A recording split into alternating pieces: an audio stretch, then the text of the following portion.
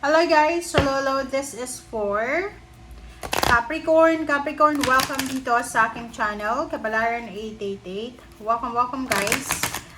This is timeless reading, so titingnan natin Capricorn kung anong messages, energy gabay para sa inyong lahat. So please comment down below if you are resonated.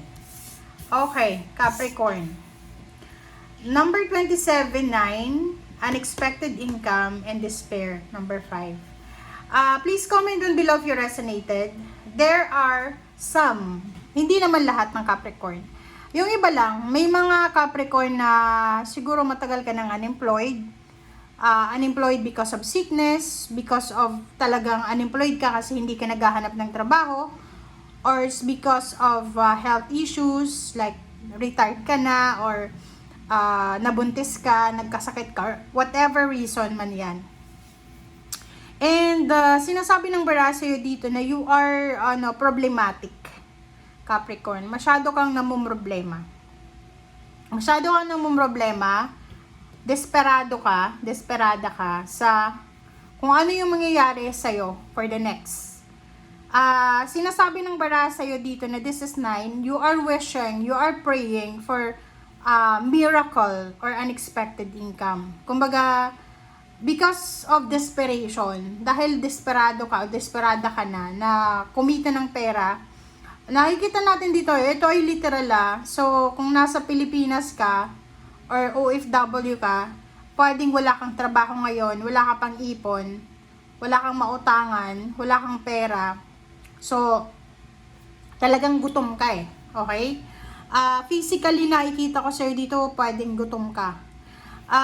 Sinasabi ng bara sa'yo dito na if ever na hindi yan para sa'yo, it's either yung partner mo, yung asawa mo, yung boyfriend, girlfriend, yung live-in partner mo, sila yung posibleng mawala ng trabaho, which is, yun yung magiging rason kung bakit magiging desperada kayo. Okay?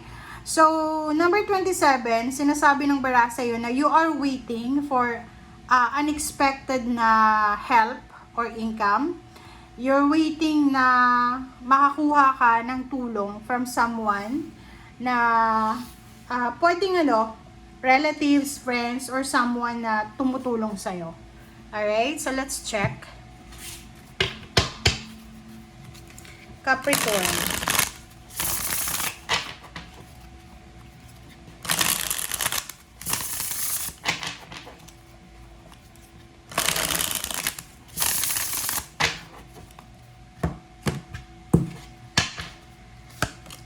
Okay, so there's a Wheel of Fortune, 2 of Wands, and 3 of Swords, 6 of Pentacles, and the Moon. Nakikita ko sa'yo dito, burned bridges siya So, ibig sabihin niya, Capricorn, parang sa ngayon, wala kang choice. Gusto mong magbago yung takbo ng buhay mo, like for example, gusto mong makaalis dyan sa situation mo, but parang wala na tao na gustong tumulong sa'yo. Walang iba like kung makikita mo dito yung damon dito, it's either ikaw yung natatakot ngayon sa kasalukuyan mong sitwasyon, like for example, ang dami mong utang, gutom na gutom ka na, ang dami mong bills na kailangan bayaran, hindi mo alam kung saan ka kukuha ng pagkain mo bukas, makalawa. So, you are this feeling na fear. Fear and regrets diba? Kasi you burn bridges So, sinasabi ng bara sa'yo dito na nag-aalala ka. Nag-aalala ka kung sino ba ang pwede mong malapitan para tumulong sa'yo. And punong-puno ka ng hatred Especially doon sa mga Capricorn na siguro may mga tumutulong sa inyo dati, tapos ngayon you burn bridges, kaaway mo na sila, or wala ka ng connection sa kanila, so medyo nasasaktan ka kasi ngayon nararamdaman mo na you are feeling hopeless and helpless. But sinasabi ng bara sa'yo dito na you have options and choices, you have free will human being tayo may survival tayo na sa isip natin, sa puso natin, sa actions natin. Like, unlike the animals, diba? The animals, pero may mga animals na pag alam nilang nasa danger sila, they know how to survive.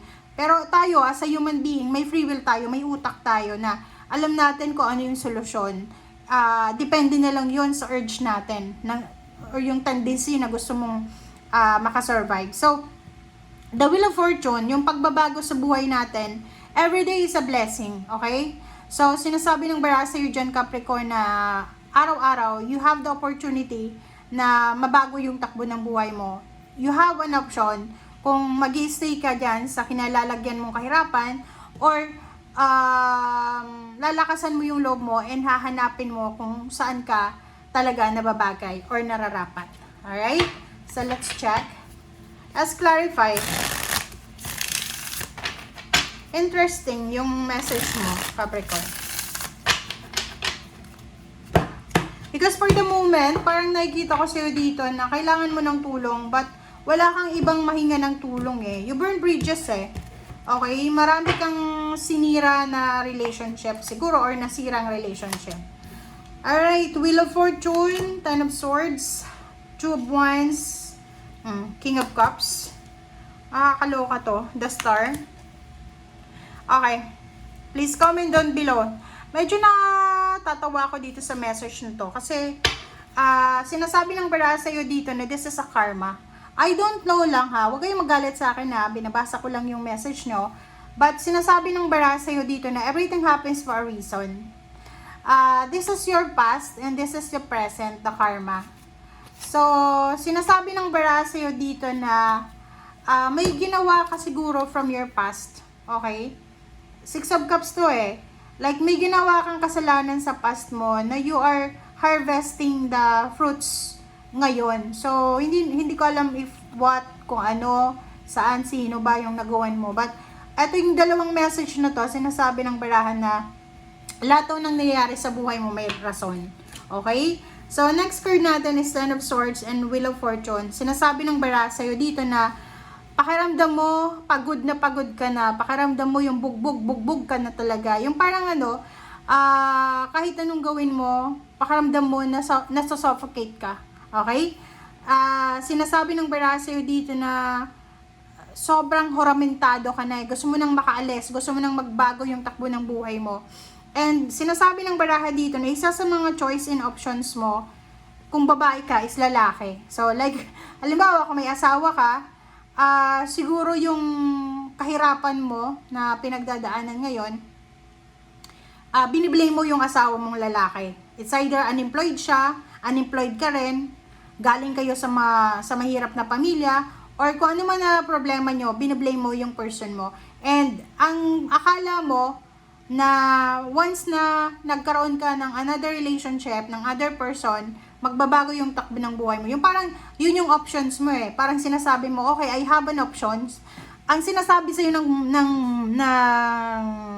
universe, ng baraha mo, you have several options para mabuhay, para mag-survive. Every day is a blessing.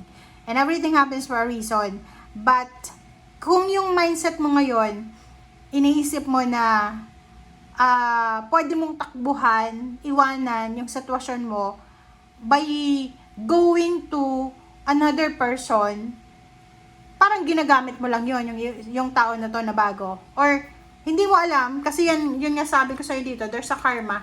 So, from the past. So, be careful sa mga actions natin. Next card is the Star, Three of Swords. So, yun, meron tayo ditong Capricorn na sobrang bagsak na bagsak yung pakiramdam mo. You're in a tower moment.